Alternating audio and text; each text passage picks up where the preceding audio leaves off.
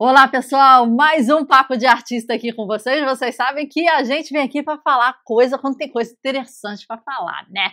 Então, para começar, não tem roteiro hoje, vão só ser alguns insights para a gente trocar ideia e curtir aqui esse tempo juntinhos. Primeira coisa, tem uma indicação de livro, se chama Flores para Algernon, uma ficção científica de 1966, escrita pelo Daniel Keyes, e foi muito interessante. Coloquei o resumo no nosso canal do Mabook Club, que é o canal destinado a livros, né?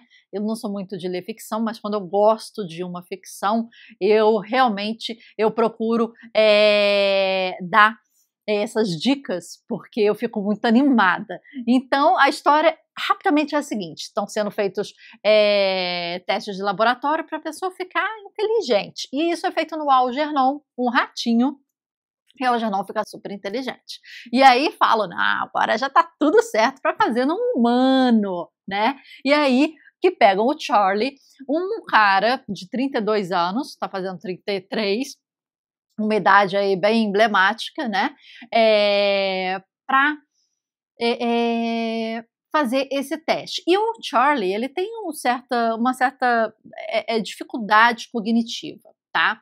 Ele tem não sei, eles falam o nome da doença, é uma doença realmente, né? Não é só uma, né, alguma coisa, não. Ele é uma doença que ele tem, que ele nasceu assim, é um retardo cognitivo que até 32 anos está aprendendo a escrever, não escreve bem, tem dificuldade de inserção social, é muito caçoado, sofre bullying, faz aula como se estivesse na primeira série, né, para aprender coisas básicas, fala errado, escreve errado, aquela coisa toda.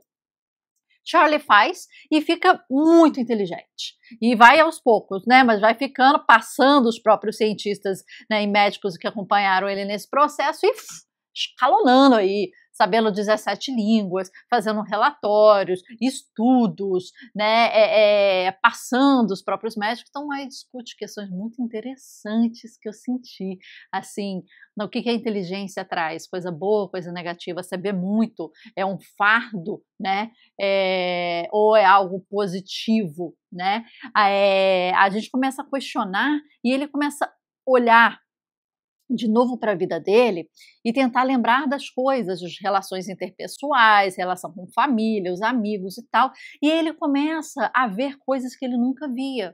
Porque com a ignorância dele, o jeito dele de ver a vida, ele achava que as pessoas estavam rindo com ele, mas estavam sempre rindo dele.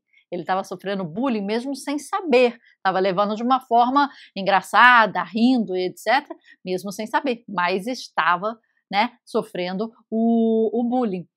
E aí a gente começa a pensar, né, o que eu faço com tanta inteligência? Como é que eu coloco em prática, né? E aí eu não vou contar a história para vocês para não dar spoiler, mas espero vocês no meu vídeo de comentário para dar um insight. Outro livro que eu estava lendo, que eu estou lendo, na verdade, é o Psicocibernética, né? Acho que é isso. É um livro também antigo, de 1960 e pouco. Olha, a gente está nessa época aí, né? E ele, na verdade, ele é muito bom, mas quando você já leu muito livro assim, que fala sobre neuroplasticidade, fala sobre pensamento positivo, sabe? Fala sobre como você se posiciona, você se vê, você se enxerga, você, né, trabalha a sua psique, você fala sobre tudo isso. Na verdade, aquilo fica um pouquinho, sabe, mais do mesmo. Sabe essa sensação? Que, poxa, já ouvi isso, já entendi isso, eu comprei a sua ideia, né? Logicamente, acho que faz sentido, né? Questões de programação neurolinguística, questões de pensamento positivo, questões de meditação e foco, questões de não se martirizar tanto, né? Exercícios de autoimagem, né, o trabalho do inconsciente, trabalho de visualização do dia, e vai, muita coisa, muita coisa. Quando você lê livro assim, e mais uma vez, você fala assim, cara, alguma coisa não está funcionando. Vocês já tiveram essa sensação? Eu já li um livro assim.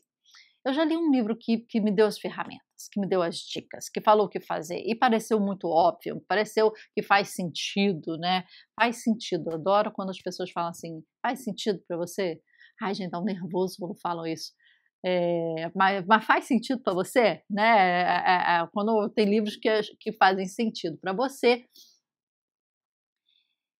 e você só não colocou em prática. Esse é o problema, sabe? Esse é o problema dos livros.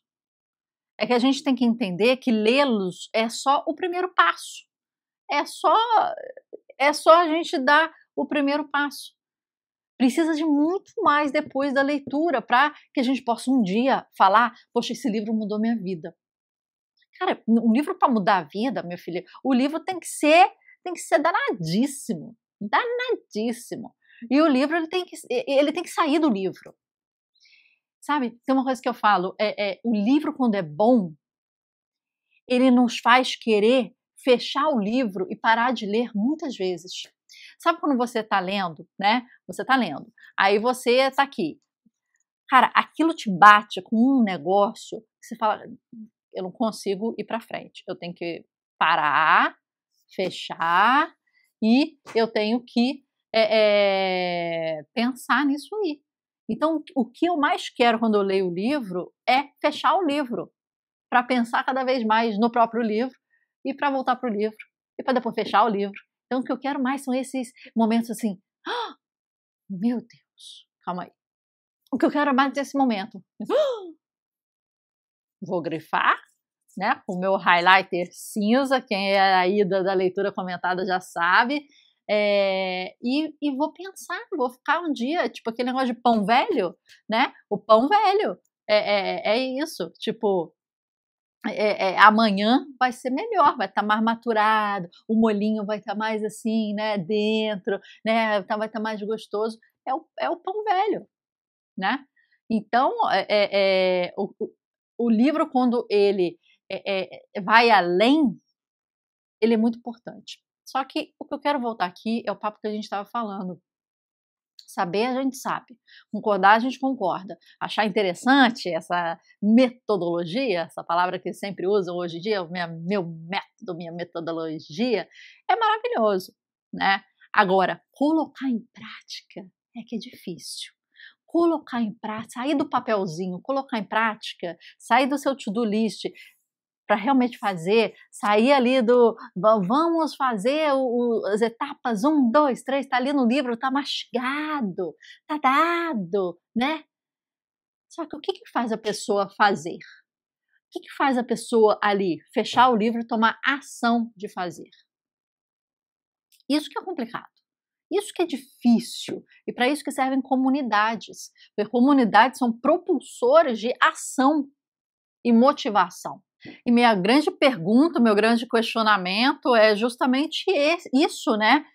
Ler é bom, estou lendo, estou, né, grifando, resenhando, criando aqui conteúdo para vocês, trazendo até no YouTube, falando sobre os livros, tendo uma comunidade criativa. Agora, o que está na minha mente é tipo, ok, o que é que vai fazer eu fazer? Que vai fazer eu ter ação, né? Entender o poder da ação e ali. É algo muito mais do que puramente ler e saber.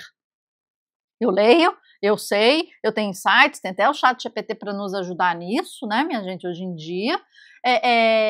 Mas e aí? E aí, Marcelo? E aí que vai... a gente leu, né, como é que fala? A Guerra da Arte, do Steven Pressler, que fala sobre bloqueio, restrição, né, autossabotagem. A gente leu A Arte e o Medo, agora na leitura comentada, no YouTube gratuitamente, e muito dele fala do medo que nos bloqueia, né, não nos faz ter ação. A gente já trouxe vários insights aqui. Eu tenho uma performance, assim, relativamente muito grande, eu acho, comparado com outras pessoas. Aqui no nossa comunidade, a gente tem 5 cursos online, a gente tem 2 podcasts que eu sou a host e eu fui a professora de todos esses cursos, a gente tem o Clube do Livro, a gente tem 2 YouTubes, a gente tem eu tenho 4 livros publicados, sendo 3 deles best-sellers.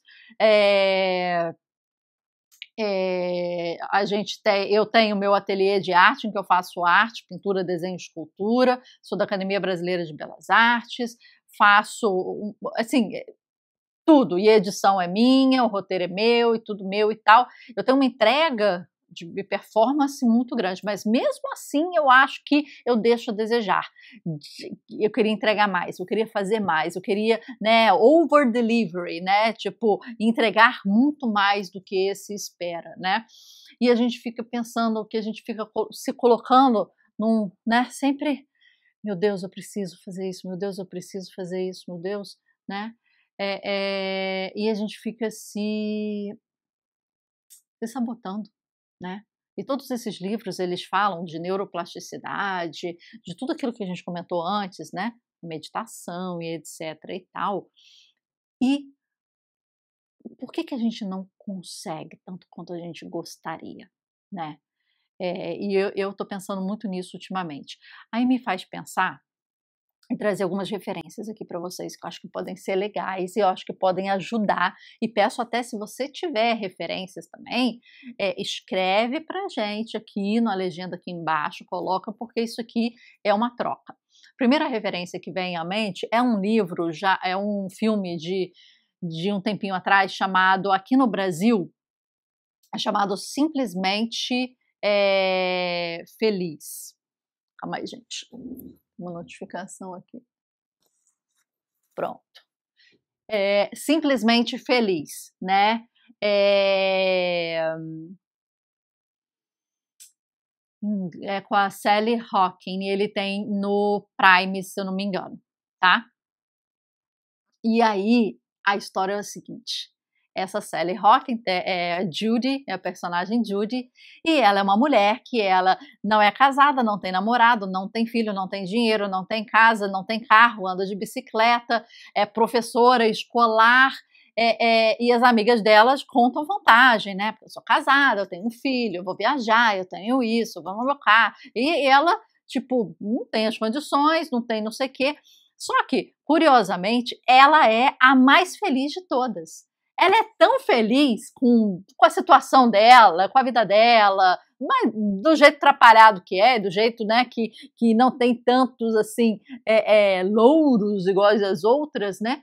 Mas ela é a mais feliz. Ela não reclama, ela vê tudo com positividade. Alguém rouba a bicicleta dela, ela fala, né? Deixa, porque a pessoa devia estar precisando, né? As pessoas, não, você tem que brigar, você tem que fazer o BO, você tem que fazer não sei o quê, tem que ir na delegacia, tem que não sei o quê. Não, se roubaram porque o cara devia estar precisando mais do que eu, então que faça bem. Eu vou ver se minhas economias, se eu consigo comprar outra bicicleta parcelada, não sei o quê. Tem uma coisa de inocência aí, mas ela, para mim, é a personificação de ter conseguido chegar num estado, sabe, de positividade e de, cara, nada me abala, minha gente. Estou feliz, e estou feliz porque eu não tenho justificativa teórica, né, para ser feliz. Né? A gente normalmente ancora a nossa felicidade. Eu tenho marido, eu tenho uma mulher, eu tenho filhos, eu tenho carro, eu tenho, né, dinheiro, eu viajo o tempo todo, eu faço os programas, eu faço os tratamentos de beleza e eu sou feliz por causa disso, né? Então ela, na verdade, a personagem dela desmistifica isso, porque ela não tem nada disso e frente às amigas dela, ela é a mais feliz, né? Tem uma coisa de querer arranjar um namorado, um parceiro, que ela tem uma grande frustração nesse sentido, mas nas outras coisas ela está completamente feliz na vida, e ela é leve, é feliz e ri, e as outras pessoas, pesada, meu filho, meu marido, meu não sei o que, meu problema, não sei o que, e ela tá lá, na simplicidade dela, na felicidade dela, construindo dela e sendo feliz, e ela é a personificação desse negócio que eu vejo nos livros aí, né? Eu li aquele Quebrando o Hábito de Ser Você Mesmo, do Joe Dispenza, né? Fala sobre neuroplasticidade. A gente citou aqui o Guerra da Arte, do Steven Pressfield, Arte e Medo, O Caminho do Artista, da Julia Cameron, e muito mais, e muito mais. Vão falando, né, dessas coisas. E ela desmistifica isso. E é muito bonito você ver e muito intrigante, porque começa a deixar as pessoas nervosas e deixar as pessoas, tipo, com raiva dela, porque ela é tão feliz assim. Então, eu espero um dia chegar, né, nessa aura aí da Judy, da Sally Hawkins, desse filme Simplesmente Feliz. Que eu acho impressionante. E aí, eu faço um exercício na minha mente regularmente, que é o seguinte: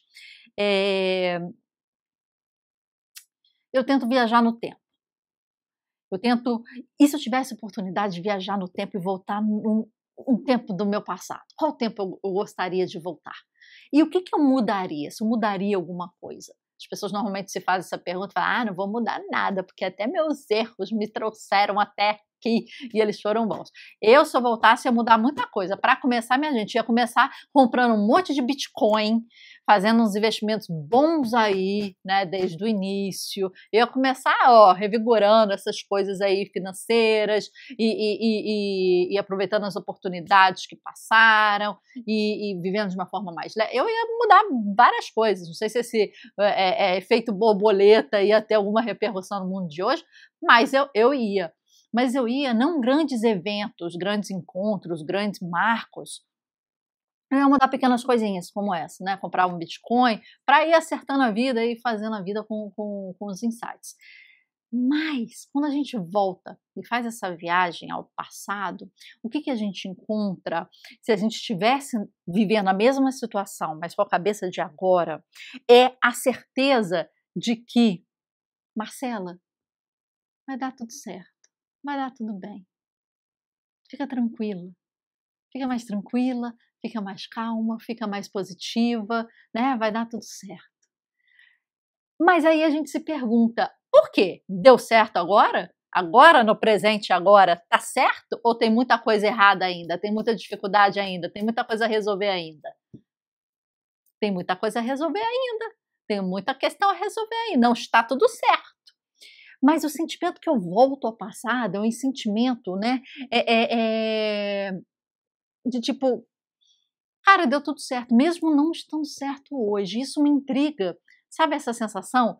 Eu voltei e eu falei para mim mesma, deu tudo certo, mas eu tô no eu presente e falei assim, não tá tudo certo ainda, mas está. Mas está. Não tá, mas está. Tô indo, tô vivendo, tô curtindo, as coisas estão se resolvendo e a gente vai vivendo. A gente vai vivendo apesar. E o apesar aí é um grande peso. A gente vai vivendo apesar, minha gente. E a gente tem que saber viver apesar. Porque se a gente voltasse, a gente falaria, fica tranquila, vai dar tudo certo, mesmo não dando certo. Olha que loucura aí. Você tem essa sensação? Você já pensou nisso? Né? Você já pensou nisso? Então, de repente, tem um eu nosso lá no futuro falando assim, Marcela, minha filha, calma um pouco, vai dar tudo certo. Mesmo não dando, mesmo se estrupiando, mesmo não dando, mesmo tá lá. É uma mulher velha, de coroca, de 80, 90 anos de idade, né? Quem sabe, chegou lá, vai estar lá. E o que essa mulher velha, vivida, vai falar é o seguinte, viva, aproveita, entre trancos e barrancos, né? E principalmente, diminui o valor que você dá aos seus problemas. Diminui. E aí eu fico pensando nisso também. Eu tô pensando muita coisa ultimamente. Vocês se pegam pensando muita coisa? Porque uma coisa que eu vejo muito é um vídeo no YouTube que é um zoom in e um zoom out. A câmera começa no olho da mulher. E aí ele vai saindo do olho da mulher e você vê que é um olho, que é uma mulher, e você vê que ela tá num parque. Aí você vê que ela tá numa cidade. Aí ele vai saindo, aí você vê que ele tá na cidade. Aí você vê que ele tá no país, não sei o quê, não sei o quê, não sei o quê, não sei o quê. E você vai vendo que ele tá na galáxia, ele chega lá, né, Via Láctea. E você fala assim, gente, como essa mulher era uma titica. Era um grãozinho, era uma titica. E não significa nada. E a gente é isso, gente. A gente é o que essa mulher, a Marcela, de 80 anos, está falando comigo. Minha filha do céu, aproveita, a vida é curta, a vida é rápida, vai passar. Ria dos problemas, curta os problemas, né? Passe da vida como se fosse um de volta pro passado, né? Uma coisa assim. E relaxa que passa. Relaxa que fica tranquilo. E aí eu uso esse vídeo que toda hora eu vejo, eu tenho até gravado e tal, porque me faz entender o quão pequena eu sou. Me faz entender a titica que eu sou. Me faz entender que eu sou um sopro, como o poeta já falava. Eu sou menos que um sopro. Eu sou assim, passou, foi, acabou. Ih, quem foi? Ah, não sei ali. Quem vai se lembrar de mim? É só filho, é só neto, é só um parente, até essas pessoas viverem e morrerem. Então eu devo, né, tá aí válida por mais 1 ou 2 gerações, né? E depois se foi, né? Só pessoas assim muito impactantes, né? Sócrates, Shakespeare, Leonardo da Vinci vivem diversas gerações após deles, né? Não acredito que vai ser o meu caso, mas eu sou pouca, eu sou titica, minha gente. Você é titica, desculpa falar, você é titiquinha.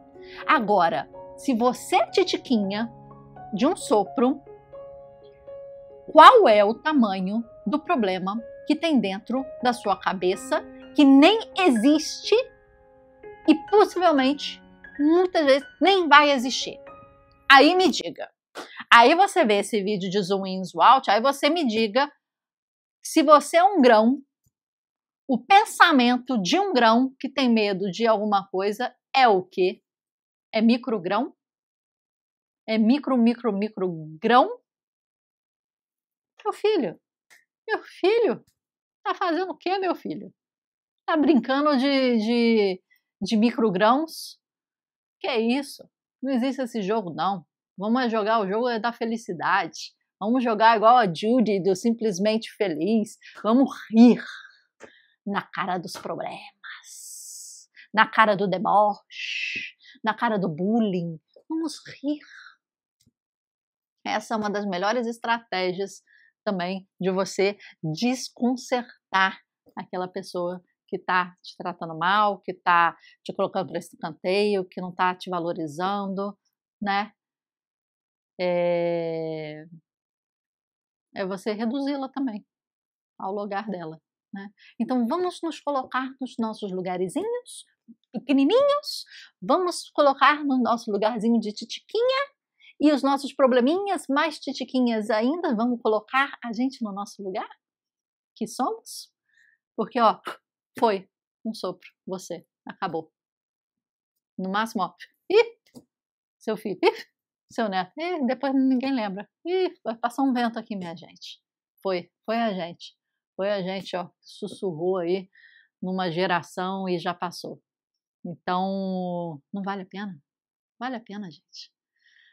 Não vale a pena um nível de preocupação tão grande, não vale a pena a gente se materializar de forma tão grande, não vale a pena a gente valorizar os nossos problemas, muito menos os nossos medos, que às vezes só estão dentro da nossa cabeça de titica. Então, coloque-se no lugar que você tem, ocupe esse lugar que você tem, entenda o lugar dos problemas da sua cabeça para fazer assim com eles.